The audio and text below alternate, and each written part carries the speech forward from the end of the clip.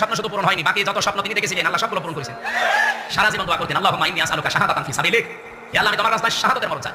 আমি 3 বছর তার পাশের ছেলে ছিলাম, তার মাঝখানে একটা দেওয়াল ছিল, উনি 1 নম্বরে আমি 4 নম্বরে। একদিন আল্লাহর ইমানদার সাথে দেখা হয়েছিল 10 মিনিটের জন্য হাসপাতালে। মনে আমি যে বললাম যে হুজুর আমাকে চিনতে পারছেন কে? আমি হামজা, কুষ্টিয়া। প্রথমে উনি জিজ্ঞাসা করলেন যে আমার আব্দুল ওয়াহিদ ভাই কেমন আছে, জামাত ইসলামের যিনি এমপি ছিলেন কুষ্টিয়া জেলা আমির। মানে উনি নেই, উনি মারা গেছে। এরপরে আমার বলছে হামজা, আলামিন, জামা, তারেক মনোয়ার, এই 4-5 জনের নাম বলবে। মাসুদ আর স্বামী মিশে তোমাদের নাম বলে। আমার 2টা কথা আমার ভালোভাবে এখন মনে আছে, মাথায় হাত দিয়া বললাম একটু দোয়া করি, যেহেতু 10 মিনিট পরে তো সিরিয়াল আমাদের। চট্টগ্রাম এবং খুলনায় যদি তুমি বের হয়ে যেতে পারো, জনতাকে জানাবা জীবনে কোনোদিন কোরআনের কথা বলতে আমি পিছপা হইনি। তোমাকে বললাম যদি বের হতে পারো কোনোদিন কোরআনের কথা বলতে পিছপা হবা না। তোমার মনে হচ্ছে হাতটা এখন মাথায় লেগে আছে। তার জীবনের 2টা স্বপ্ন শুধু পূরণ হয়নি, তিনি বলেছিলেন চর্মচোখে আমি কোরআনের রাজ বাংলাদেশে কায়েম হয়েছে এটা যেন দেখে যেতে পারি, উনি পারেননি। ঠিক আছে, আর একটা স্বপ্ন ছিল এই ময়দানে উনি কিয়ামত পর্যন্ত শুয়ে থাকতে চেয়েছিলেন।